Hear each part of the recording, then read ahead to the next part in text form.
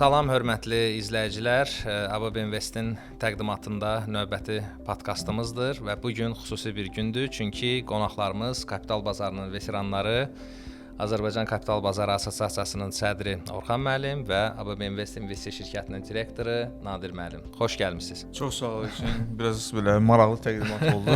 Veteranlar adətən o adamlardır ki, artıq o işdən uzaqlaşıblar.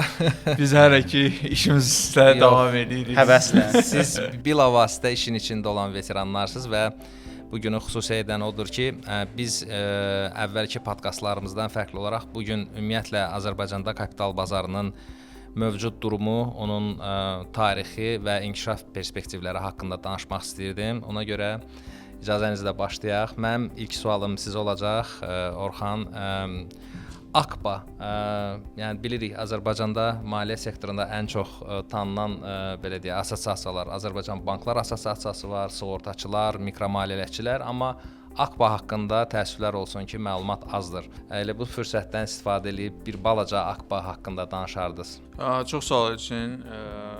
AKBA Azərbaycan Kapital Bazarları Assosiasiyası akronimidir. Assosiasiya haqqında onu deyə bilərəm ki, assosiasiya 2007-ci ildə yaradılıb, amma 2014-cü ilə qədər fəaliyyəti olmayıb. 2014-cü ildən etibarən fəaliyyəti yenidən bərpa olunub. Həmin illərdə sizin də xatırlayarsınız, indi tamaşaçılar bilmir. Biz həm də uzun illərdir eyni sektorda paralel çalışırıq. Ona görə bir-birimizin fəaliyyətindən də yaxın xəbərimiz var. O vaxtı səhv eləmirəmsə elə twinning layihəsi var idi. Bizim Azərbaycanın belə deyək kapital bazarları ilə bağlı qanunvericiliyinin Avropa qanunvericiliyinə uyğunlaşdırılması layihəsi var idi. O layihə ətrafında mənim yadımdadır ki, assosiasiya aktivləşdi. Ondan sonra bilirik ki, 2015-ci ildə devalvasiya oldu. Maliyyə sektorunun biraz diqqəti tam da kapital bazarlarında deyildi. Həmin illərdə bizdə xüsusilə ölkə səviyyəsində çox müsbət addımlar oldu, müsbət dəyişikliklər oldu. Şəffaflaşma baxımından, digər belə deyək məsələlər baxımından. Eyni zamanda mən deyərdim ki, həmin dövr həm də dövlət xidmətlərinin bir çox dövlət xidmətlərinin elektronlaşması ilə bizdə yadda qaldı. Yəni bu prosesdə paralel olaraq assosiasiyada ona uyğun öz inkişaf yolunu gedirdi. Daha sonra biz pandemiyanı gördük. Pandemiyadan da nəinki kapital bazarları, bütün bazarlar və bütün şəxslər həm maddi, həm də belə deyək də fiziki olaraq məhdudlaşdı. Hərəkət məhdudiyyətimiz də var idi. Ümid edirəm bir də heç vaxt belə olmaz. İnşallah. Və ondan sonra artıq mən deyərdim ki, biraz bu təbii şəkildə artıq bizim bazara olan marağın artması ilə də birlikdə bizim həmin dövrlər ərzində bazar iştirakçılarımızın sayı da artdı. Mən deyərdim ki, peşəkarlığı da artdı. Xüsusilə mən qeyd etməliyəm ki, 2020-ci ildən etibarən 2019-cu ilin sonundan etibarən tənzimləyici orqan olaraq Mərkəzi Bankın bizim bazarı tənzimləməsindən sonra biz burada çox müsbət dəyişikliklərin başlanğıcının şahidi olduq. Xüsusilə mən deyərdim ki, 2022-ci ilin ortalarından etibarən bu müsbət dəyişiklik daha çox hiss olunmağa başladı. Yəni mən deyərdim ki, bazarın ümumi inkişaf tendensiyası və ölkə səviyyəsində buna maraq, o cümlədən kapital bazarlarının eyni ilə sərvət yaranmasında oynadığı bir alternativ kimi görülməsi, düzdür, dünyada bu klassik yoldur, amma bizdə bu yox idi. Artıq ona gətirib çıxartdı ki, assosiasiya bəlkə də başqa bir daha geniş formatda öz iştirakını təmin eləsin. Assosiasiya hal-hazırda 14 üzvümüz var. Bəli, 14 üzvümüz var. Onların əksəriyyəti investisiya şirkətlərdə Azərbaycanda fəaliyyət göstərən. Biri Bakı Fond birjasıdır, biri Milli Depozit Mərkəzidir. Demək olar ki, bazarın bütün iştirakçıları bizim üzvümüzdür və onlarla assosiasiya olaraq işləyirik. Assosiasiyanın əsas məqsədi, mandatı üzvlərin maraqlarını qorumaqdır. İstər dövlət təşkilatları tərəfində, istər ictimai tərəfdə, xüsusilə nəzarət orqanı qarşısında. O cümlədən maarifləndirmədir mandatı.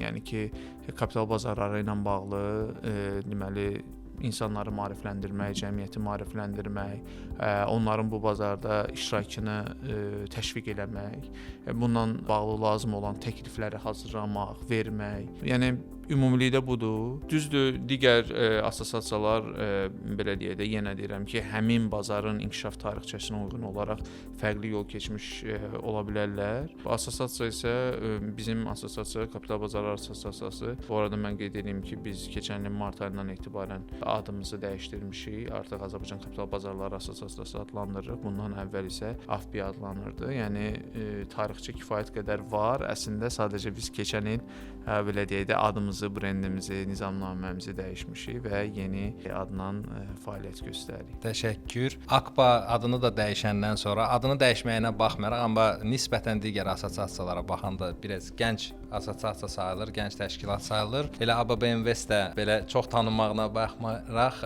digər investisiya şirkətlərinə nisbətən o qədər də böyük tarixçəsi yoxdur. Səhv etmirəmsə 2020-ci ildə təsis edilmişdi. Nadir müəllim, eyni sualı sizə vermək istəyirəm. Həm bu son 15 ili götürsək, 2010-cu ildən bu tərəfə hansı dəyişiklikləri siz bazarda daha əvvəl də çalışmısınız digər investisiya şirkətində də, amma xüsusilə bu son 15 ildə hansı dəyişiklikləri müşahidə etdiniz və bunu necə qiymətləndirərdiniz? Çox sağ olun üçün təşəkkür edirəm. Bir də Orxana təşəkkür edirəm. Bizim podkastda qonaq qismində çıxış etdiyinə görə. ABB Invest yaranıb 2020-ci ildə və ABB Bankın investisiya xidmətlərini göstərməsi üçün yaratdığı bir investisiya şirkətidir. Mərkəzi Bank tərəfindən lisenziyalaşdırılmış. Tamamilə doğru qeyd elədiniz. Nisbətən gənc şirkətdir, amma gənc olmağına baxmayaraq düşünürəm ki, kifayət qədər uğurlarımız da olub və biz bu komandanı, bu şirkəti sıfırdan qurmuşuq deyə biz bütün o çətin məqamlardan bir yerdə keçmişik. Sən də burada əziyyətin az olmayıbdı. Mən biraz AKBA-la da bir əlaqəni qurmaq istəyirəm. AKBA siz deyirsiniz gəncdir və yeni assosiasiyadır, amma düşünürəm ki, son bir ildə kifayət qədər böyük işlər görülüb. Bu həm sektor maraqlarının qorunması istiqamətində olsun və vahid yanaşmanın tərtib edilməsi olsun. Mərkəzi Bank qarşısında vahid yanaşma kimi çıxış etməyimiz olsun və maarifləndirməm olsun. Elə podkastın efirə getmə tarixini bilmirəm, amma biz sabahları bizim bir Qarabağa bir yolumuz düşəcəkdi və orada Qarabağ Universitetində kapital bazarının maarifləndirilməsi haqqında da bir çıxışlarımız olacaqdı. Yəni bu hamısı AKBA-nın təşəbbüsləridir və biz digər investisiya şirkətləri biz hamımız bu təşəbbüsü dəstəkləyirik. Çünki indi yəqin ki, gələcək suallarda, mövzulara toxunacağıq. Maliyyə savadlarının artırılması, maarifləndirmə çox vacib amildir və bunsuz biz heç bir yolda irəli gedə bilməyəcəyik. Biz bunu anlayırıq, AKBA olaraq da, ABB Invest olaraq da və bu istiqamətlərimizdən gələni eləyirik. Bu baxımdan ABB Investə biraz da toxunsaq uğurlarımızdan bizim ana məqsədlərimizdən biri müştəri sayımızı böyütmək, daha çox əhaliyə əlçatanlığı təmin etmək, burada elektronlaşma istiqamətində görülmüş işlərdən vurğulanmaq olar, mobil tətbiq üzərindən ticarətdən danışmaq olar, amma burada tək hər hansı bir investisiya şirkətinin uğurundan tək danışsaq düşünürəm ki, düzgün olmaz. Burada hər dəfə vurğuladığımız bu ekosistem öz rolunu oynayır. Burada infrastruktur baxımından Bakı Fonu birjası var, Milli Depozit Mərkəzi var və yekunda investisiya şirkətləri var və bunların hamısını nəzarət edən Mərkəzi Bank var. Xan da qeyd elədiyi kimi həm requlativ tərəfdən də biz nə hiss edirik? Biz hiss edirik ki, və mən düşünürəm ki, biz doğru olaraq hiss edirik ki, kapital bazarına maraq var. Tək maliyyə sektorunun iştirakçılarına yox, həm də requlator tərəfindən bilinir ki, bu sahə inkişaf olunmalıdır. Kapital bazarsız heç bir maliyyə sektoru inkişaf edə bilməz ümumi olaraq. Biz bu dəstəyi və biz bu inanca güvənərək biz öz yolumuza çıxmışıq və düşünürəm ki, biz hələ də yolun əvvəlindəyik. Baxmayaraq ki, indi kapital bazar şirkətlərində kifayət qədər mənfəətliyi var, müştəri əhatəliyi var, amma bu hələ də mövcud olan potensialın çox az bir faizidir və mən düşünürəm ki, biz daha da geniş əhaliyə xidmət göstərməliyik. Təşəkkür edirəm. Biz qarışıq oldu amma çalışdım. Yox, əslində normaldır, çünki məsələ ondan ibarətdir ki, bir çox insanlar belə deyək, maliyyə sektoru ilə bilavasitə əlaqəsi olmayan və yaxud da ki, hətta əlaqəsi olan insanlar da hal-hazırda ümumiyyətlə kapital bazarı hadisələri tez-tez baş verir. Elə yaşadığımız bu günlərdə hal-hazırda Azərbaycanın ən iri banklarından biri Paşa Bankın da səhmlərinin ilkin kütləvi təklif vasitəsilə demək əhaliyə satışı həyata keçirilir. Bu artıq son 2 ildə ikinci iri bir bankın maliyyə bazarına, kapital bazarına daha doğrusu çıxaraq orada səhm vasitəsilə kapital cəlb etməsi təşəbbüsləridir.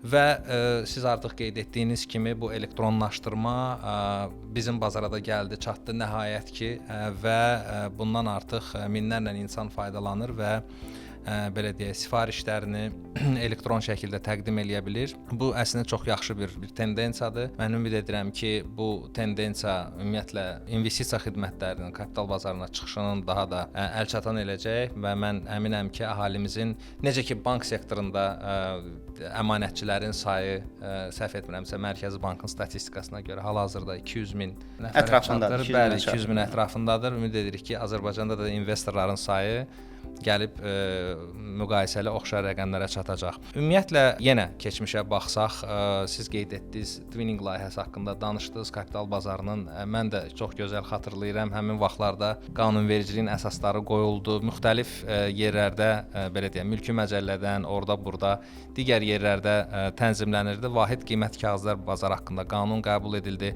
Akbanın aktivlik fəaliyyəti elə həmin illərə təsadüf etdi. Mən 2010-cu illərin əvvəlini nəzərdə tuturam. İndi mövcud vəziyyətdə Orxan müəllim, siz qanunvericilik baxımından investorların hüquqlarının qorunması səviyyəsini necə qiymətləndirirsiniz? Qanunvericilikdə investorların hüquqlarının qorunması məsələsini necə qiymətləndirirəm? Düzünü desəm, yəni mənə elə gəlir ki, Azərbaycanda investorların hüquqları bəlkə də dünyada ən çox qorunan hüquqlardan biridir. Çünki yəni həqiqətən bizim qanunvericilik hal-hazırda indi yəqin ki mən bunu deyə bilərəm. Bizim bazarın qanunvericiliyi yenidən bir transformasiya dövrünü keçir. Biz hamımız burada iştirak edirik. Bütün üzv şirkətlər bu Mərkəzi Bankın təşəbbüsü ilə baş verir və mən həmin qanun layihəsinə baxanda deyə bilərəm ki, çox müsbət dəyişikliklər var. Xüsusilə yəni məsələn səhəm bazarının inkişaf etdirilməsi baxımından indi yəqin ki mən belə də müəyyən dəyişikliklər təsdiqlənməyib, onları açıqlamağım doğru olmaz, amma həqiqətən çox müsbət dəyişikliklər var. Amma buna qədər də bundan sonra da hansı ki indiki dəyişikliklə də o daha da möhkəmləndirilib. Mən hesab edirəm ki, Azərbaycanda həqiqətən investorların, xüsusilə pərakəndə investorların, yəni fiziki şəxs investorların hüquqlarının qorunması çox yüksək səviyyədə həyata keçirilir.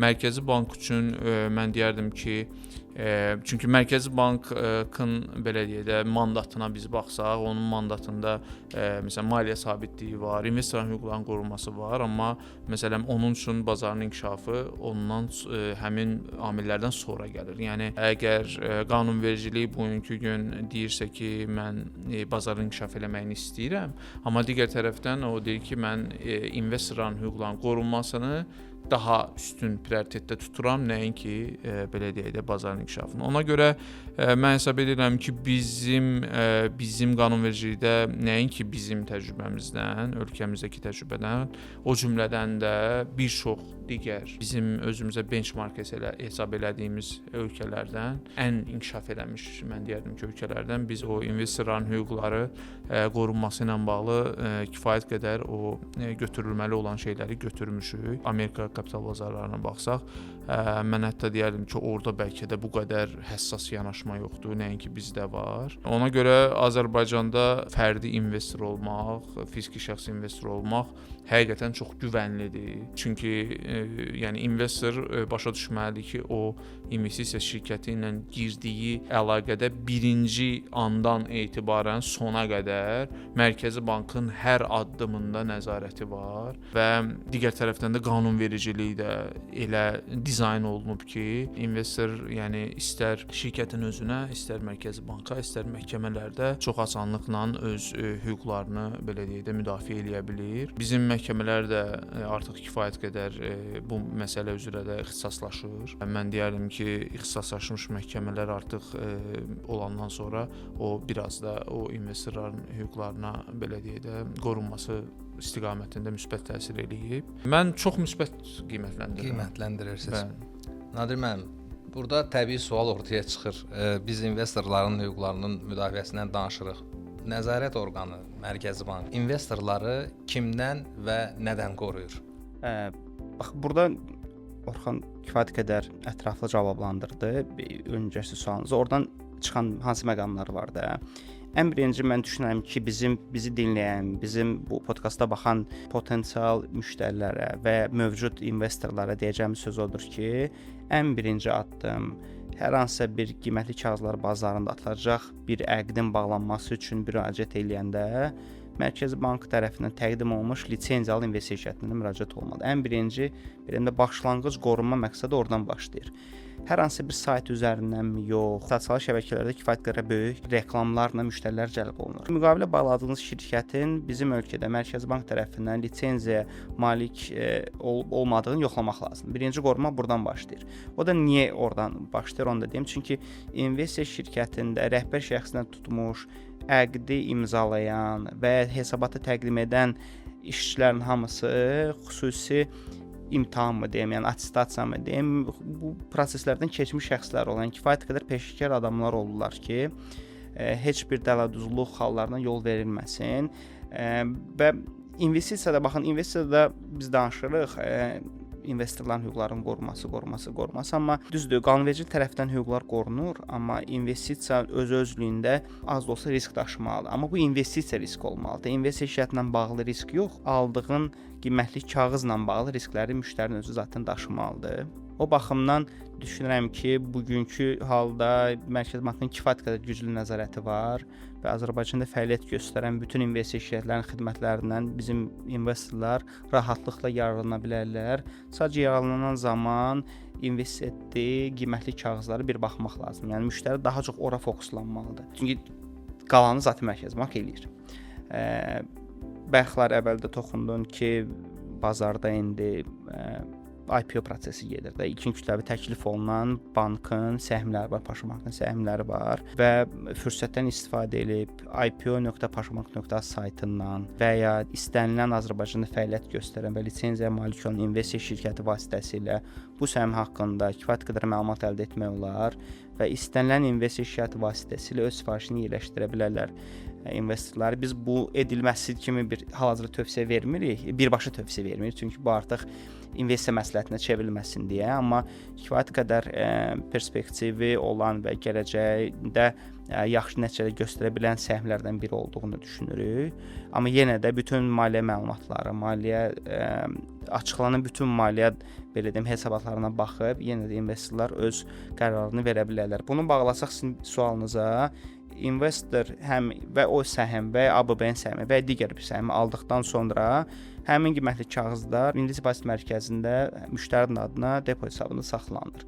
Bu da başqa bir qorumadır. Bu saxlanıc qorunması da onunla da Nəzarət Mərkəzi Bank tərəfindən olunur. Bütün alış və satış əqləri Bakı Fond birjası vasitəsilə keçirilir. Bu da Mərkəzi Bankın nəzarətində baş verir. Yəni gördüyümüz kimi proses əvvəldən sona qədər nəzarət altında ixtisaslaşmış, lisenziyalaşdırılmış şəxslər tərəfindən həyata keçirilir.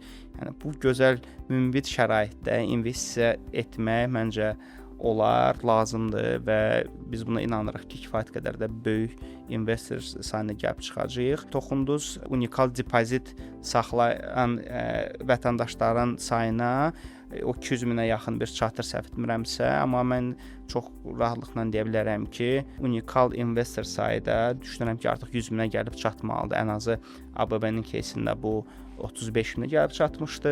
Daha sonra bilirəm ki, Paşa Bankın IPO-sunda da bir müəyyən sayda da bir yeni investorlar daxil olacaqdı. Ondan öncə də unikal investorlar var idi. Yəni burada rəqəmlər var. Sadəcə yeni alətlər lazımdır. Bazarı ümid edirəm ki, bazarın inkişafından da bağlı sualınız olacaqdı. Potensial var. Qorunan infrastruktur var, regulyator var, investisiya şirkətləri var. Və sadəcə bu bazarı inkişaf elətdirmək lazımdır. Siz əslində çox gözəl məqama toxundunuz bu dələduzluqla bağlı. Çünki əvvəllər də, indi də müxtəlif saytlar, müxtəlif niyyəti pis olan təşkilatlar və bir qrup insanlar investisiya şirkətlərinin adından istifadə edərək, emitentlərin adlarından istifadə edərək, belə deyək, əhalidən vəsaitlərin cəlb olunması, investisiya adı ilə cəlb olunması və nəticədə həmin vəsaitlərin itkisinə gətirib çıxarda bilir. Bu arada mən bu fürsətdən istifadə edib dinləyici və izləyicilərimizə müraciət etmək istəyirəm. Bildirmək istəyirəm ki, artıq qeyd olunduğu kimi hörmətli həmkarlar tərəfindən investisiya şirkətləri Azərbaycanda yalnız lisenziya əsasında fəaliyyət göstərir və lisenziyalı investisiya şirkətlərinin adları, onların rekvizitləri, telefon nömrələri və hamısı Akbanın saytında, bəli, Akbanın saytında açıqlanır və tövsiyə olunur ki, bilavasitə hər hansı bir təklif gəldikdə Akbanın saytı vasitəsilə yoxlayıb müvafiq investisiya şirkətinə müraciət edəsiniz. Mənim növbəti sualım sizə olacaq yenə. Demək, bazarın infrastrukturuna toxunduq və mən bilirəm ki, qanunvericilik öz yerində, yəni investorların qorunması məsələsi, nəzarət və s. bu belə deyək də fundamental elementlər bizdə mövcuddur. Bəs bazarın infrastrukturuna gəldikdə, yəni burada siz mövcud vəziyyəti necə dəyərləndirirsiniz və artıq bundan əvvəl qeyd etdiniz ki, müəyyən ölkələr var, biz onları nümunə kimi özümüzə götürür. Həmin ölkələrin, xüsusilə də qərb ölkələrini yəqin ki, nəzərdə tutursunuz. Onlarla müqayisədə bizim bazar infrastrukturumuzun vəziyyəti necədir və biz hara doğru addımlamalıyıq? Yəni əslində bayaq bu biraz əlaqəlidir deyə mən əvvəlki sualla biraz istəyirəm əhatələndirim. Mən bir statistika vermək istəyirəm. Mən özüm də birinci dəfə tanış olanda bu statistika ilə şokda idim. Azərbaycanda uğurlu fishing nisbəti səhv eləmirəmsə 49%-dir. Yəni hər 2 cəhddən biri uğurlu olur. Phishing dediyiniz biraz daha aydın olsun deyə, yəni yəni yalançı ki, saytların məsələn adamlara belə deyək də ona social hacking deyirlər. Zəng eləməklə, yalançı linklər göndərməklə, yalançı SMS göndərməklə, yalan zənglər. Artıq bu o qədər belə kütləvi hal alıb ki, artıq bunu belə də artıq biz xarici podkastlarda nə bilim eşidirik və s. və axır. Yəni bu çox acınacaqlı vəziyyətdir və ikinci yerdə, çünki müqayisəni başa düşmək lazımdır.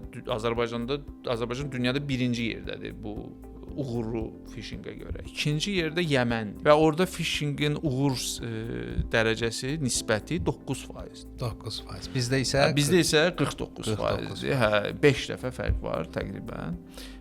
Yəni ona görə mən bir daha Nadir müəllim də dedi, siz dediniz, mən də özüm borc bilirəm bunu deyim ki, mən bizi dinləyən hamıdan xahiş edirəm və nəinki xahiş edirəm, biraz da necə deyim, bu onlara görə, onlar üçün tələb edirəm ki, Azərbaycanda lisenziyalı investisiya şirkətlərindən başqa heç kimdən heç bir hüquqi münasibətə girməsinlər, pul onlara verməsinlər. Azərbaycandakı investisiya şirkətlərində sizin hüquqlarınız tam qorunur. Siyahı ilə isə dediyiniz kimi həm assosiasiyanın veb səhifəsində, həm də Mərkəzi Bankın veb səhifəsində tanış ola bilərlər. Bu məsələnin bu tərəfi sadəcə borc bildim özümə deməyə bir daha təkrarlayım. Çünki ağrılı yerimizdir. Qorxunc rəqəmlərdir. Çox qorxunc rəqəmlərdir. Yəni o rəqəmlər o nisbətdir. Bir tərəfdən də onun bir də həmin orada itirilən pulların həcmi var da. Bizim o statistikanı da görürük.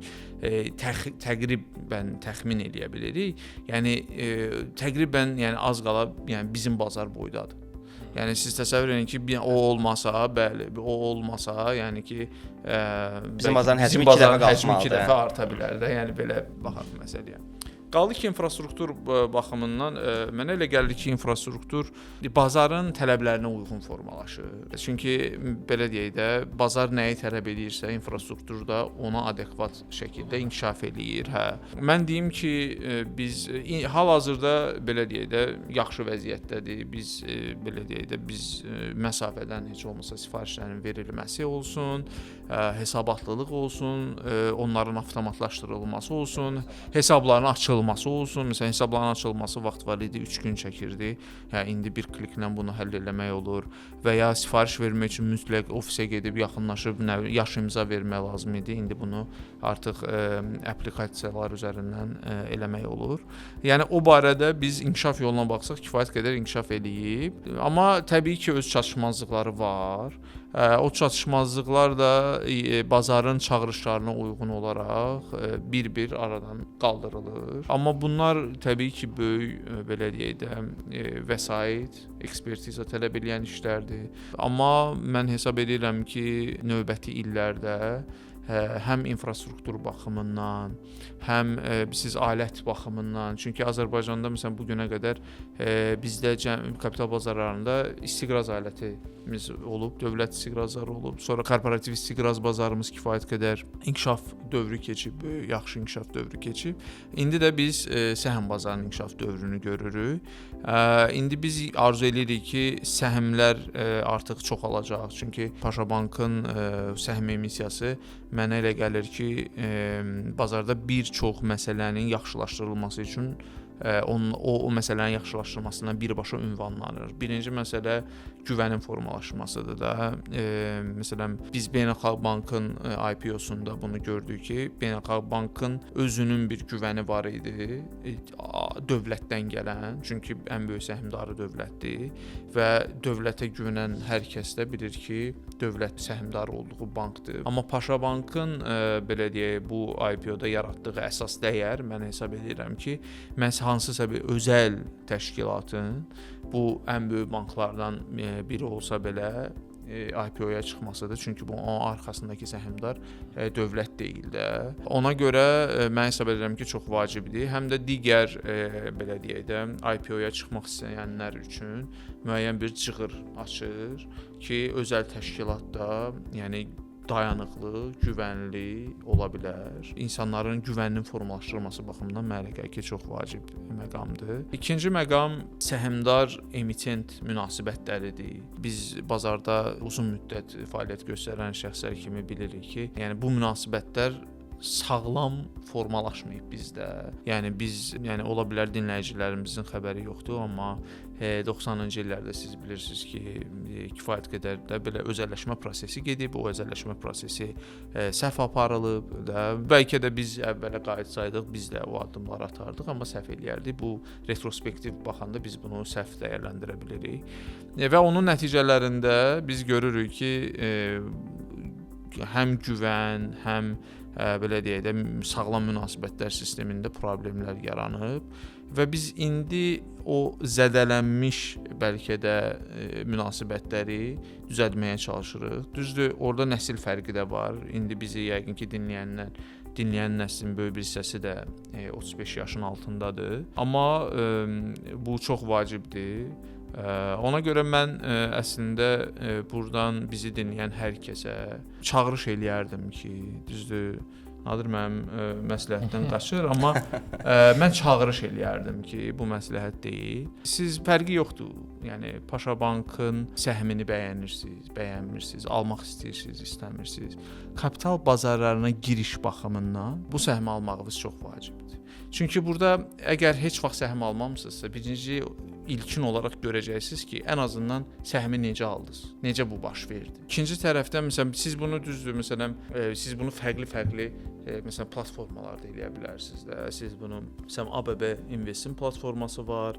Sonra yenə bizim üzvümüz olan Unicapital şirkətinin Leo Bank ilə birlikdə bir platforması var, Leo Bankın daxilində və digər investisiya şirkətləri də var da. Ondan sonra Capital Bank, Paşa Bir Bank Invest var. Deyəsən elə emitentin də öz Paşa Bankın da Paşa Bankın mobil applikasiyasında müəyyən işlər görülür. Bu funksiya hal-hazırda var yoxsa yoxdur bilmirəm, amma ən azından bu 3 applikasiya üzərindən bunların olduğunu dərk edirəm. Sifarişlər, yəni buna bir playground kimi də baxa bilərsiniz, oyun meydançası kimi də baxa bilərlər müştərilər. Yəni burada şərt deyil ki, siz girib bir neçə səhm alasınız. Məsələn, müzakirə eləyəndə biz baxırıq ki, məsələn, daşınmaz əmlak investisiyasına bu minimum giriş haqqında biz danışırıqsa, bu təqribən 80 min manat ətrafında dəyişir.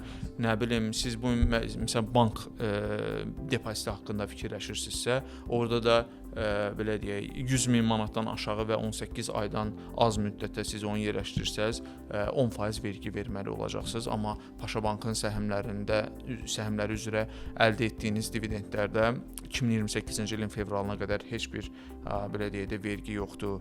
Yəni həm cəlbedici tərəfləri çoxdur, həm də ən azından bu prosesi hiss eləməyiniz, bu prosesin içində olmağınız, bunun bir hissəsinə çevrilməyiniz baxımından mənə elə gəlir ki, çox vacibdir və bugünkü gündə bizim bazarın infrastrukturu bunu dəstəkləyir. Təşəkkür edirəm. Nadir müəllim, siz ən çox underwriting eləyən şirkətlərdən biri ABB Invest. Bu arada underwriting bu sadə dillə desək, kapital bazarından vəsait cəlb etmək niyyətində olan şirkətlə bazar arasında vasitəçilik quran bir xidmətdir. Underwriting xidməti, başqa sözlə buna investisiya bankçılığı da deyirlər. Amma sualım nədir? Sualım odur ki, biz ABB-nin səhmlərinin təklifini gördük 2024-cü ildə. Bugünkü gündə Paşa Bankı görürük, amma bunlar maliyyə sektorunu təmsil edən şirkətlərdir. Bəs real sektor nə vaxt gələcək bu bazara? Nə vaxt biz eşidib biləcəyik ki, məsəl üçün hər hansı bir iqtisadiyyatın real sektorunda mal və xidmət istehsal edən hər hansı bir şirkət gəldi kapital bazarına səhm vasitəsilə. Bilirəm ki, istiqraz buraxılışları olub, amma səhm bazarı daha maraqlıdır. Düşünürəm ki, bu suala ən yaxşı cavabı potensialı gördüyünüz həmin o emissiyentlərin rəhbər heyətini dəvət etməklə və səhmdarlarını dəvət etməklə. Çünki səhm emissiyası artıq bir növ özünə tərəfdaş, Azərbaycan əhalisinə daha yaxın, o şərik sözünə biraz yaxın bir sözdür və artıq siz bir gəmidə başlayırsınız fəaliyyət göstərməyə. Kim buna hazırdır, kim buna hazır deyil. Bu həm psixoloji olaraq həmin səhmdarın verəcəyi bir qərardır. Digər tərəfdən həmin şirkətin bu minimum requlativ tələblərə cavab verməyidir. Korporativ idarəetmə standartlarına nə qədər cavab verib-verməməyidir. Bunun maliyyə hesabatları nə qədər düzgün və ardıcıl illərlə kənar audit tərəfindən hazırlanması tələbini qarşılamaqsıdır. Yəni burada tək bir niyyətlə yox, məncə burada minimum gedəcək bir yol var və mən həm ABB кейsindən deyə bilərəm ki, biz o yola çıxdığımız yola kifayət qədər öncədən heç kimin xəbəri olmadan bir müddət hazırlıq işləri görmüşük. Mən əminəm ki, Paşa Bankda da eyni formada olubdur. Yaxınlarda biz rəhbər heyətindən danışanda da onlar da xüsusilə bunu vurğulamışdılar ki, bu yəni bir ayın, 2 ayın qərarı deyil, bu illər öncə verilmiş qərardır və hissə-hissə bu toxunduğum məqamları düzəldə qanunvericiliklərinə, bu belə deyim də dünya standartlarına uyğunlaşdıra gəlib bugünkü məqama çıxmışıq. Real sektorda eyni o qaydada. Həm şirkət daxili bu bütün minimum tələbləri qarşılayacaq idarəetmə standartları olsun, maliyyə hesabatları olsun, onlar hazırlanmalıdır. Bir də bu paylaşmaq mindseti deyim, düşüncəsimi deyim, tam fikrimi ifadə edə bilmədim, amma bir növ o yanaşma formalaşmalıdır ki, mən artıq öz səhmlərimi və yeni buraxdığım səhmləri digər şəxslərlə bölüşməyə hazıram. Əslində səhmdarın exit planı bu olmalıdır zaten. Siz startaplar görürsüz, şirkətlər böyüyür, sonra listinqə daxil olurlar, səhmlər ticarət olunur və bir növ o illərlə qurulmuş biznesdən bir çıxış yolu, ən yaxşı çıxış yollarından biri IPO-dur, səhmlərin kütləvi təklifidir və buna da hazır olmaq lazımdır. Vurğuladığım kimi. Bir məqam vurğulamaq istəyirəm. Baxın, bizim üçün niyə önəmlidir Paşa Bankın emissiyası, Orxan müəllimin dediyi, hər investor, hər bir nəfər heç olmasa bir dənə səhm alsın və bunu yoxlasın. Çünki düşünün ki, bu bir rəfdir və bu rəfdə sadəcə bir dənə produkt var və bir dənə nəsə əmtə var, nəsə varsa, məhsul var. Və siz gəlirsiniz, hər dəfə bir dənə məhsulu görürsünüz, siz həmin rəf olan mağazaya bir girməyəcəksiniz. Amma biz istəyirik ki, o rəfdə çoxlu məhsullar olsun. Necə ki, mənim üçün çox qürurlandığım mövzulardan biri odur ki, bizim indi mobil tətbiqdə yeni emissiyalar, yeni təkliflər təbi altında hal-hazırda 3 davam edən, abunə yazılışı davam edən məhsul var. Bu ABB-nin 1 illik, 2 illik istiqrazlarıdır, Paşa Bankın səhmidir. Bu mənim üçün çox qürur verici bir məqam. Çünki müştəri yerində seçim eləyə bilir də və daha sonra seçim etdikdən sonra artıq oldu səhmdar. Qiymətə qalxdı. Mən reallaşdırmaq istəyirəm gəlirimə. Çıxandan sonra mən istəmirəm ki, kapital bazarına girən pul təzədən qayıdıb nəqd pula çevrilsin. Mən istəyirəm ki, oradan çıxıb digər səhmə, digər istiqrazı, digər maliyyə instrumentinə bir də investisiya olunsun ki, kapital bazarının inkişaf edildikdə biz bunu nəzərdə tuturuq. Tək ilkin kütləvi bazar yox, həm də bunun təkrar bazarı. Bunun üçün nə lazımdır? Bizə alət lazımdır ki, bizim bu rəfimizdə daha çox məhsul olsun ki, birindən o birinə keçidlər olsun. Daha da kütləvi hal baş versin, nəinki bir dəfə olsun və sönsün. Ona görə bütün həm AKBA olaraq, həm AKBA-nın üzvləri olaraq biz bütün emissiyalarda birgə dəstək olmağa hazırıq. Mən bunu digər şirkətlərin adından da demiş oluram. Çünki bu günlər bizim bir görüşümüz olmuşdu zaten. Orada da o razılığımız zaten həmişə olubdu. Yəni biz deyirik ki, tək emissiyent olsun. Biz onun kommersiya tərəfindən bir sonra müzakirə edirik də. Baxın, yeni maraqlı emissiyalarda yaxşı emitentlərin bazara gətirilməsində kommersiya məqsədi birincidir. Mən bunu tam səmimiyyətlə sizə deyirəm. Birinci məqsəd kapital bazarına verəcəyi töhfədir, fundamental işlərin görülməsidir, rəfdə yeni məhsullarımızın yaradılmasıdır. Ondan sonra kommersiya tərəfi ondan sonra irəli gəlir. Çünki bunu həm də nəyə görə deyirəm? Bu çox vaxt emitent üçün də kommersiya məqsədi daşımır. Necə ki 2024-cü ildə ABB səhəm emissiyası eləyəndə məqsəd oradan lazım olan pulu cəlb etmək deyil idi. Çünki zaten depozitlərin və digər cəlb etmələrlə banklar vəsaiti cəlb edir. Eyni ilə də Paşa Bankın o emissiya elədiyi 50 neçə milyona zaten pul olaraq ehtiyacı yoxdur. Sadəcə kapital bazarına dəstək olsun və bu infrastrukturun bir parçasına çevrilmək məqsədi ilə edilən bir IPO-dur. Və mən də hər kəsi bu kapital bazarını hiss etməyə dəvət edirəm. Bu hiss etmə çox önəmlidir. Çünki bu adətə çevrilməlidir. Necə ki biz mobil tətbiqlərdən depozit qoyuluşu, pul köçürmələri və ya öyrəşmişik xarici bazarda ticarət olunan səhmlərdə biz ticarət edirik də. Necə ki açanda bu watchlist dediyimiz izləmə siyahısında biz seçirik ki, mən bu top 10 şirkəti izləyəcəm. Bunun qiyməti dəyişəndə mən baxacağam, düşəndə alacağam, qalxanda satacağam. Mən istəyirəm ki, Azərbaycan kapitalda o vəziyyətə gəlib çıxsın ki, Azərbaycanın emitentlərindən bizim o watch listəmiz, o izləmə siyahımız onlardan formalaşsın. İzləyən Nvidia-nı da izləyək, Tesla-nı da izləyək, onun yanında da bir 5 Azərbaycan şirkətinin də səhmini izləyək bu dinamikadan. Çünki iqtisadiyyat buradan da çox faydalanacaqdır. Maliyyələşmə bu yolla baş tutacaqdır. Dövriyyələr artacaqdır. Dövriyyədən hər kəs qidalanacaqdır. Bakı Fond birjasında qidalanacaq. Milli Depozit Mərkəzində, investisiya şirkətlərdə infrastruktur böyüyəcək, şirkətlərimiz böyüyəcək, ora yeni əməkdaşlar cəlb etməli olacağıq və belə kapital bazarının inkişafına böyük ümidlərlə biz nail olacağıq. İnşallah. Təki investisiya alətlərinin çeşidi çoxalsın, bizim investorların da seçim imkanları çoxalsın və sözsüz ki, bu həm nəyə investisiya edim deyəndə seçməyə bir alət olsun, həm də ki, necə deyirlər, əgər investisiyalarınızı diversifikasiya eləmək istəyirsinizsə, müxtəlif alətlərə yerləşdirməyə, gərək o alətlərin siyahısı çox olsun ki, siz də o diversifikasiya nəticələrini əldə edə bilərsiniz. Nadir müəllim çox yaxşı bir məqama toxundu, investisiya mədəniyyəti. Ümumiyyətlə, Orxan müəllim, siz də bilirsiniz, kapital bazarı öz-özlüyündə əsas missiyası və funksiyası əhalinin yığımlarının, mən bunu hər yerdə danışıram, burada da fürsətdən istifadə edim, investisiyalara çevrilməsidir. Elə ona görə də məhz adı investisiya xidmətləridir, investisiya bazarıdır. Lakin bu bazarda biz banklarla rəqabət aparırıq. Gəlin bunu etiraf edək. İnvestisiya şirkətləri. Çünki banklar depozitləri cəlb edir, onları kredit formasında iqtisadiyyata qoyuluş edir. Bizdə isə biz imkan yaradırıq ki, investor birbaşa özü hara investisiya eləyəcəyini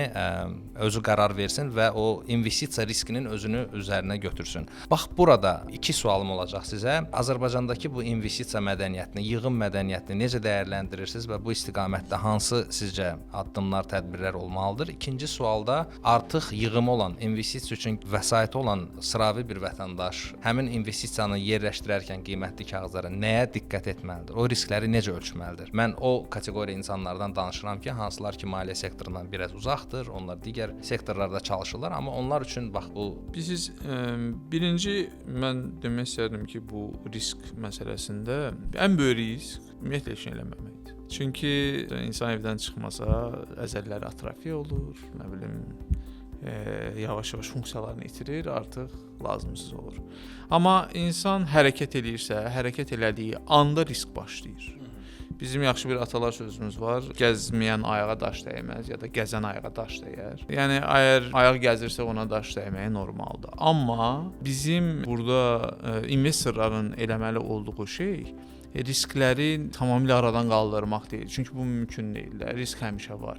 Yəni bu gün o məsələn kimsə səhm alsa da hansısa bir risk daşıyır, almasa da risk daşıyır. İnvestisiya alətlərindəki risklərə baxsaq, mənə elə gəlir ki, bugünkü gün bizim kapital bazarının indiki mərhələsində bizim kapital bazarları bəlkə də daha çox riskin azaldılması üçün istifadə oluna bilər, nəinki belə deyək də onun içindəki öz risklərə baxmaq. Çünki biz birinci növbədə baxmalıyıq ki, bugünkü gün bizdə investorların investisiya eləmək aləti çeşidi yoxdur da. Yəni bu ya daşınmaz əmlakdır, da ya qızıldır, tutaq ki, ya bank depozitləridir. Amma istiqrazlar olsun, səhmlər olsun, düzdür, artıq yaranır yavaş-yavaş, amma hələ də kiçik həcmlərdədir. Mən hesab edirəm ki, məsələn, beynəlxalq bank üçün 50 milyon çox kiçik rəqəmdir. Normalda, yəni bu bütün bankın kapitalının 3%-də səhv eləmirəmsə və ya bu gün Paşa Bank məsələn IPO buraxır, biz görürük ki, orada 5%-dən söhbət gedir də.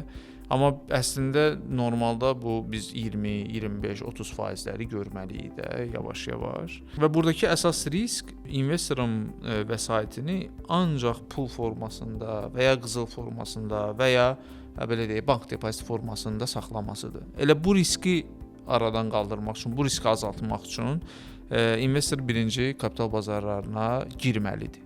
Mən belə hesab edirəm şəxsən. İkinci, artıq kapital bazarlarına girəndən sonra kapital bazarlarının özündən irəli gələn risklər var. Burada isə mən ilkin olaraq deyim ki, hamı maliyyə eksperti ola bilməz, hamı risk meneceri ola bilməz. Elə bir məcburiyyət də yoxdur. Amma riski başa düşmək baxımından, bir riski başa düşmək investordan özünü başa düşməyi tələb edir birinci növbədə. Ki investor birinci başa düşməlidir ki, onun ümumi varlığı, var-dövləti nə qədərdir, hansı səviyyədədir. Sonra onun hissələri var da, müəyyən bir hissə daşınmaz əmlak var, müəyyən hissə pul var, müəyyən hissə və s. O indi gəlib boş vəsait hissəsinə gəlib çıxırıq, düzdürmü? Boş vəsait hissəsində o baxmalıdır ki, onun məsələn gündəlik xərcləri nə qədərdir, onun məsələn ailəsi ilə bağlı hansı planları var, gələcəyi nə planlama eləmək istəyir və s. Və həmin onun maliyyə planlarına uyğun olaraq onun pulunun artıq yerləşmə biz horizon deyirik də ona, onun investisiyasının bir zamanı əmələ gəlir ki, o bu zaman ərzində bunu dəyərləndirmək istəyir. Və ola bilər ki, hər bir pulun da özünün zamanı var. Digər tərəfdən bu hal-hazırda olan pul vəsaitidir. Bir də bu pul vəsaitinin üzərinə onun dövrü olaraq əlavə olunan pul vəsaitləri var, düzdürmü? O ilkin olaraq başa düşməlidir ki, onun investisiya qabiliyyəti hansı vəsait həcmindədir. O qabiliyyəti başa düşəndən sonra o başa düşməlidir ki, hər bir hissədə o ümumilikdə nə qədər itirməyə hazırdır.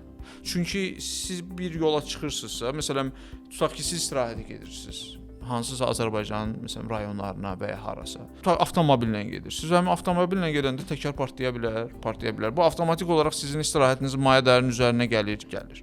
Və ya digər hadisələr də baş verə bilər. Bu da sizin o yolda gedəcəyiniz yolda başınıza gələ biləcək risklərdir. Yəni burada da elədir. Yəni necə ki sizin yolda gedəndə təkər partlaya bilər, kapital bazarlarında siz səhm alanda onun qiyməti düşə bilər. Amma tutaq ki emitent o emitent səhmin buraxan şirkətin əsas şeyi nədir orada? Ki əgər elə onun idarə heyətinin sədrinin ümdə vəzifəsi səhmin dəyərini artırmaqdır.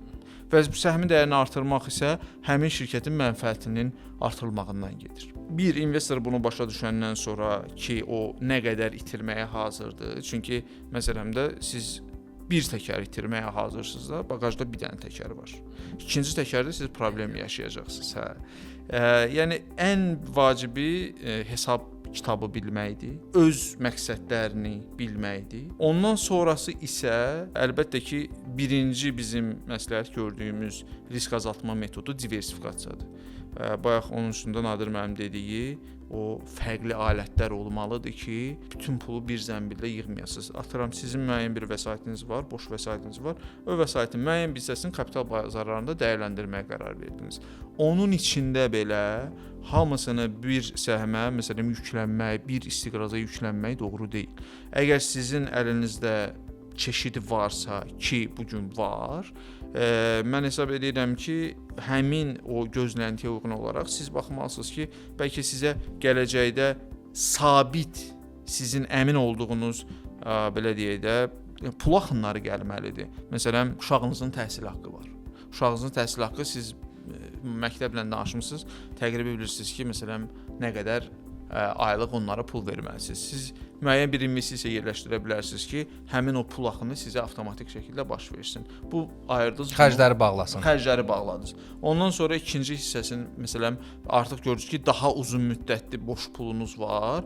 Hə, burada artıq daha uzun müddətli məsələn alətlərə siz investisiya edə bilərsiniz də, səhmlərə və s. və axır. Yəni mən bu ayrıca bəlkə bir dərsin mövzusudur. Mən burada çox şey eləməyim, amma ümumi prinsipləri bunlardır və əlbəttə ki, siz həmişə daha çox öyrənmək üçün bizim lisenziyalı investisiya şirkətlərimizə müraciət edə bilərlər. Peşəkarlarımıza. Bəli, peşəkarlara. Elə sizə müraciət edirik. İnvestisiya şirkətinin rəhbəri kimi hər gün müştərilərlə çalışırsınız, işləyirsiniz. Orxan müəllim qeyd etdi, səhm, istiqraz, investisiya üfüqü, müxtəlif müddətlər. Bugünkü gündə bizim Azərbaycanın yerli kapital bazarı hansı belə deyə imkanlar yaradır? Alətlər baxımından, bir də ki, bu müddətlər baxımından necə bir seçimlər mövcuddur? Nə tövsiyə edərdiniz sırav investora? Bu birbaşa bağlıdır müştərinin risk iştahına, müştəri ümumiyyətcə Orxan müəllim dediyi yolda nələri əldə etmək istəyir, ona aiddir. Burada dövlət qiymətli kağızlarından tutmuş, korporativ istiqrazlara qədər fərqlənən qiymətli kağızlar təklif eləmək olar. Burada həm dövlət istiqrazı, Maliyyə Nazirliyinin istiqrazlarından yanaşı bankların istiqrazları var. Məsəl üçün bayaq vurğuladığımız ABV-nin hal-hazırda və davamlı olaraq emisiya edilməsi planlaşdırılan bir istiqrazlar olacaqdır daimi bazarda. Müştərilər bundan yararlana bilər. Bu arada qısa bir məqama toxunum. İstiqrazların həm də üstün cəhətlərindən biri odur ki, siz vurğulamışdınız ki, bank depoziti bizim rəqiblərimizdir və s. Mən tam da bu fikri dəstəkləmirəm o baxımdan ki, bank depoziti sizi birbaşa həmin müddətə banka bağlılığı yaradır və siz depoziti müddətindən əvvəl çəkəndə siz cərimə olunursunuz. Cərimədə yığılmış faizlər qədərdir, amma istiqrazlarda bu hal yoxdur və ya çox azdır. Azdır dediyimdə nədən ibarətdir? Siz istiqrazların faizlərini itirmədən təkrar bazarda digər müştəriyə sata bilərsiniz, market makerlərə sata bilərsiniz, hətta emitentin vəziyyətinin, iqtisadi vəziyyətinin, maliyyə vəziyyətinin yaxşıdırılması nəticəsində həmin istiqrazlar daha baha qiymətə sata bilərsiniz. Yəni burada siz nəinki yığılmış faizləri, hətta istiqrazın satış qiymətindən də gəlir əldə edə bilərsiniz. Bunu xüsusilə vurğulamaq istəyərdim. Daha sonra var bizdə ticarət olunan, hal-hazırda aktiv ticarət olunan səhm ABB-nin səhmidir. Digər banklar da az sayda olsa da ara-sıra ticarət olunur. Paşa Bankın yeni səhm emissiyası daxil olacaqdır və bizdə marja ticarəti mövcuddur investisiya şirkətlərində. Daha sonra Orxan müəllim ki, mənə yardımçı olar. Başqa ağlıma gələn bir maliyyə alətləri. Yəni əsasən bəli bunlardır, amma bu bank depozitləri ilə bağlı məsələdə mən də istəyirəm Nadir mənim biraz dəstəkləyim. Yəni həqiqətən biraz fərqli məqsədlərə xidmət eləyir. Yəni biz məsələn sabit gəlirli alət kimi ikisini də dəyərləndirsək və müqayisə eləsək, bank depoziti ilə istiqrazı. Bank depoziti ilə istiqrazı, bəli. Yəni istər faiz gəlirliyində olsun, istər vergi güzəştində olsun. Yəni məsələn siz bu bank depozitində vergi güzəşti almaq üçün siz onu ən azı 18 aylıq yerləşdirməlisiniz, amma bu gün siz 1 illik buraxılmış, bəlkə də tədavül müddətinin sonuna, nə bilim, 4 ay qalmış bir istiqraz ala bilərsiniz. Hansı ki, orada siz heç bir belə deyək də, bu əgər həmin istiqraz birjada listinqdədirsə ki, mən bildiyim buraxılan istiqrazların 95% bizdə birjada listinqdədir. Siz həmin istiqrazlar üzrə faizin, yəni belə deyək, kupon ödənişi deyirik də biz ona, vergisini verməyəcəksiniz. Vergi güzəşti var. Yəni ən azından səhv etmirəmsə orada 10% ödəmə mənbəyində 10% ödəmə mənbəsində vergi nəzərdə tutulub və 2028-ci ilin fevralına qədər bu belə deyək azaddır və mən düşünürəm ki, əgər nəticə yaxşı olarsa, əgər belə deyək də biz bu müddət ərzində görsək ki, həqiqətən bu faktor investorların bazara gəlməyini təşviq eləyib, bizim üçün artıq növbəti bir president yaranmış olacaq ki, biz vergi xidmətinə müraciət eləyək ki, həmin müddət uzadılsın. Bu bizim bazarın inkişafını təşviq eləyən amildir. Ona görə mən hesab edirəm ki, hətta burada bugünkü gün, yəni bank depozitlərindənsə bugünkü gün korporativ istiqrazlar daha çevikdir ən azından. Yenə deyirəm də, alətə bu gün siz bank depozitinə girəndə həmin müddət ərzində siz bağlanırsınız banka. Çıxartdınız. Və siz məsələn o faizləri almısınız, xərcləmisiniz. İndi bank depoziti çıxartmaq istəyirsiniz, faktiki olaraq qoyduğunuz puldan daha az pul geri qaytarılmırsınız. Amma istiqrazlarda isə siz aldınız və bugünkü gün bizim belə deyək də investisiya şirkətləri yenə də vurğulamaq istəyirəm ki, çox peşəkardılar. Siz onlara məsələn yaxınlaşıb, investorlar onlara yaxınlaşıb desələr ki, bax mənim pulum var, bu qədərdir. Amma mən bu qədər məsələn istifadə etmək istəyirəm. Yəni bizdə gecəlik belə alətlər var. Axtarırdıq, tapdıq. Repo alətləri var məsələn. Siz fiziki şəxslər də burada əgər çox risk eləmək istəmir və daha aşağı gəlirliyə razıdırsa, o dövlət istiqrazları üzərindən repo eləyə bilər, bazara pul verə bilər. Digər tərəfdən korporativ istiqrazlar üzərindən repo ala bilər. Bu zaman yəni bu investisiya müddəti bir gündən bilmirəm indi praktikada bir həftədən artıq olmur. Aylar da ola bilər, amma yəni əsasən qısa müddətli bunu istifadə etmək üçündür. Mən burdan üzümü tutub həm də eyni zamanda bizi dinləyən hüquqi şəxslərin maliyyə müdirlərinə, hüquqi şəxslərin səhmdarlarına, direktorlarına da demək istəyirəm ki, mütləq bizim investisiya şirkətləri ilə əlaqə saxlayın. Sizin boş vəsaitinizin maksimum gəliri ilə istifadə edilməsi üçün sizə ən yaxşı məsləhəti verəcəklər və sizə ən yüksək səviyyədə xidmət göstərəcəklər. Bəli. Bu arada bir şey yadıma düşdü. Statistika ilə bağlı, madam ki biz bu bank depozitlərini istiqrazlarla müqayisə edirik, çünki mahiyyət etibarilə iki alət çox bir-birinə yaxındır. Azərbaycanda səhv etmirəmsə bir 15 il bundan qabaq 42-yə yaxın bank var idi, bəlkə də daha çox idi. İndi sayı 50-yə yaxın hətta vaxtlar olub, azalıb. Düzdür, nə qədər bank bazardan çıxdı, müflis oldu, onların lisenziyası geri çağırıldı və düzdür, depozitlər müəyyən məbləğə qədər və müddətə qədər müəyyən şərtlər altında sığortalanır, hansı ki istiqrazlar bazarında bu mövcud deyil. Amma buna baxmayaraq mən birdən düşündüm ki, bizdə istiqraz bazarı təxminən son 10-15 il ərzində aktivləşib. Biz banklarda vəsait itirən şəxsləri tanıyırıq, bilirik, sığortalanmaya düşməyən hissəsini itirən ən azından, amma istiqraz bazarında rəsmi belə deyək, müflisləşmə və istiqraz investorunun vəsaitini itirməsi ilə bağlı belə bir şeylər eşitməmişik. Hansı ki də əslində çox təəccüblüdür, çünki istiqraz vasitəsilə vəsaiti cəlb edənlər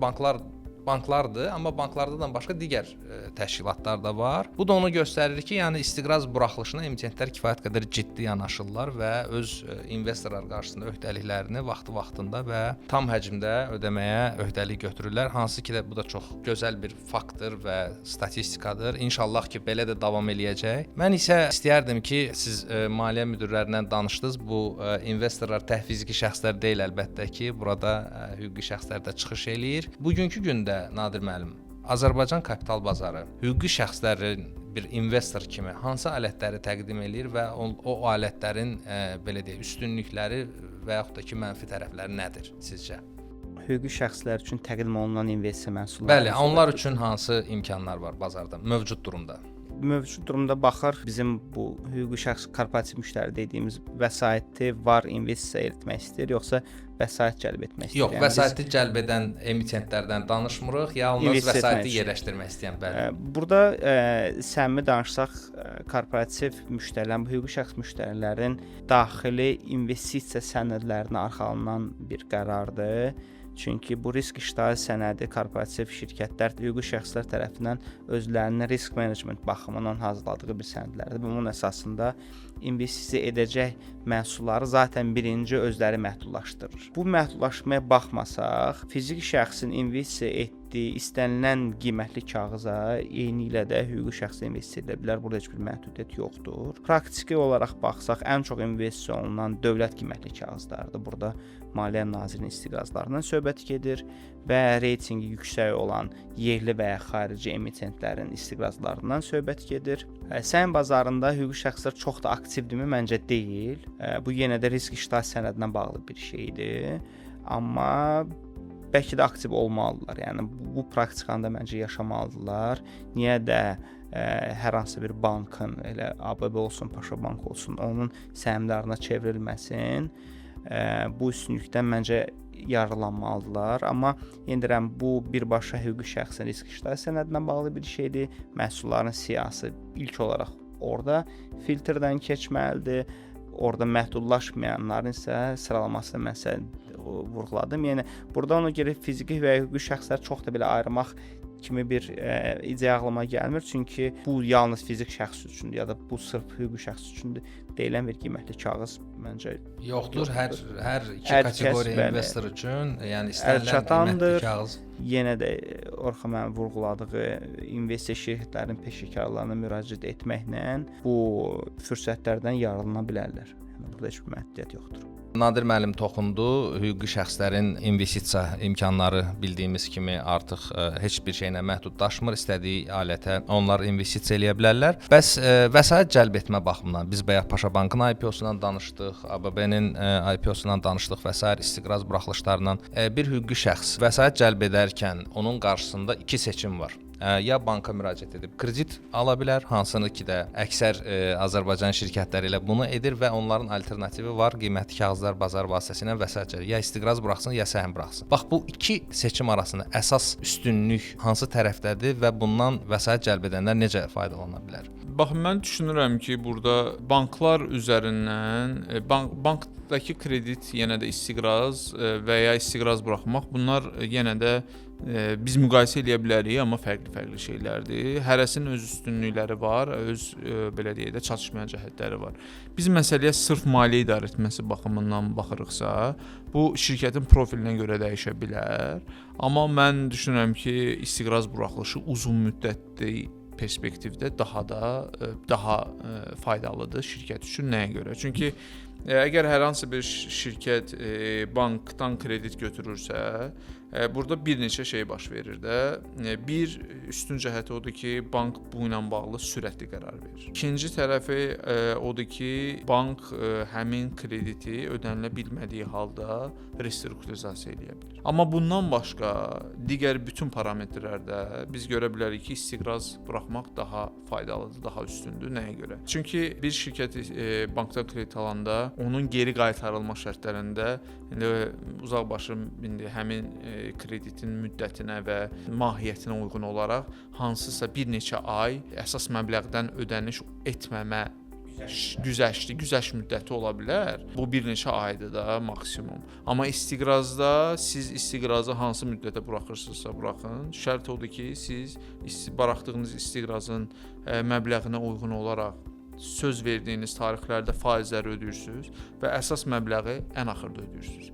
Ona görə şirkətlər üçün bunu eləmək, istiqraz buraxmaq və bu yolla öz maliyyələrini idarə etmək çox daha rahat və asandır. İkinci tərəfdən bank sizə kredit verəndə sizə çoxlu kovenantlar qoyur. Kovenant biz kredit verilişi zamanı əlavə şərtləri nəzərdə tuturuq da. O sizə deyir ki, məsələn, məcburi şərtlərdir də. Məsələn, o sizə kredit verir, deyir ki, amma mən sizə bu krediti verəndən sonra sən gedib bundan çox borclana bilməzsən və ya deyək ki, sənin bu qədər müştərin var, daha doğrusu işçin var, onların hamısının məsələn maaşı məndən olmalıdır ki, bank şirkətin həm də likvidliyindən istifadə eləsin, şirkətin cari hesablarını özündə açdırmağa məcbur edir ki, hər hansı bir məsələn xidmət alışı ilə bağlı və ya daha doğrusu satışı ilə bağlı onun hesabına hər hansı bir məbləğ gələndə hansısa bir müddət qalacaqsa, bank həmin şirkətin likvidliyinə birbaşa belə deyək də çıxışı olsun. Ona görə bank krediti bəli sizinlə bank arasında müəyyən bir münasibət qurur, amma bu münasibət iki tərəflidir və bu münasibət bəzən çox həssasdır və qırılğandır. Amma istiqraz buraxılışında isə siz münasibəti kütlə ilə qurursunuz və siz mesajlarınızı kütləyə verirsiniz, öhdəliyinizi də kütlə qarşısına götürürsünüz. Əlbəttə ki, bu daha məsuliyyətlidir, amma daha rahatdır. Çünki kütlə ancaq sizin uğurunuzu istəyir. Çünki kütlə istəyir ki, siz istiqrazı buraxasınız, faizi ödəyəsiniz, onu vaxtında ödəyəsiniz, sonra bir dənə də istiqraz buraxasınız. Amma ola bilər ki, məsəl üçün mən bütün banklar haqqında bunu demirəm. Ümid edirəm ki, bizdə belə bir bank yoxdur, amma mən klassik bankçılıqdan danışıramsa, klassik bankçılığında bank kredit verdiyi müştərisinin həmişə uğurlu olmağını istəmir. Çünki o istəyir ki, o krediti qaytara bilməsin, müəyyən bir müddətdən sonra onu yenidən maliyyələşdirsin, o təzədən o faizi ödəməkdə davam eləsin. Digər tərəfdən məsələn bugünkü gün siz yəqin ki, girovsuz heç bir kredit götürə Korporativ bilməyəcəksiniz. kredit çətin. Mümkün deyil. Amma siz məsələn girov olmadan, ancaq öz fəaliyyətinizə əsaslanaraq, öz adınızın gücünə əsaslanaraq istiqraz buraxa bilərsiniz və bizim investisiya şirkətləri də həmin istiqrazlara mütləq alıcı tapacaqlar. Ona görə mən burdan özümü tutub yenə də bütün şirkətlərə bildirmək istəyirəm ki, yəni ola bilər ki, bu gün sizin istiqraz buraxmaqla bağlı heç bir planınız yoxdur və ya səhm buraxmaqla bağlı heç bir planınız yoxdur. Amma gəlin investisiya şirkətlərindən məsləhət alın, prosesi öyrənin. Siz bu gün buraxmırsınızsa və buraxmaq üçün nələr eləməlisiniz? Sizin şirkət necə bir şirkət olmalıdır? O yolu öyrənin ki, bu gün də bu baş verməsə 1 ildən, 2 ildən, 3 ildən sonra siz ora gəlib çıxa biləsiniz. Mən hesab edirəm ki, bu əldə etmək üçün qarşıda qoyula biləcək ən yaxşı məqsədlərdən. Ən yaxşı məqsədlərdən. Təşəkkür edirəm. Hörmətli qonaqlar, həmkarlar, mən sizin hər ikinizə verdiyiniz tövhələr, məsləhətlərə görə təşəkkür eləmək istəyirəm. Mən əminəm ki, bizim dinləyici və izləyicilərimiz bu podkastdan çox faydalandılar. Biz müxtəlif mövzulara toxunduq, bəzən qaydasız, sistemsiz. Biz IPO-dan danışdıq, investorun bazara girişindən danışdıq, amma həmkarlarımla ümumi fikrimiz ondan ibarətdir ki, əgər kimsə kapital bazarına heç bir təcrübəsi olmayıbsa, o mütləq bunu təcrübə xatirinə də olsa etməlidir və biz ümid edirik və əminik ki, o təcrübəni yaşadıktan sonra onun kapital bazarına bağlılığı çoxalacaqdır. Bu arada mən hər kəsə təşəkkür edirəm. Növbəti podkastda görüşənədək sağ olun. Sağ olun.